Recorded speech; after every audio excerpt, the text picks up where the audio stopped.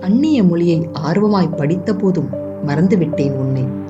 நுனிநாக்கில் ஆங்கிலம் பேசிய போதும் மறந்துவிட்டேன் உன்னை.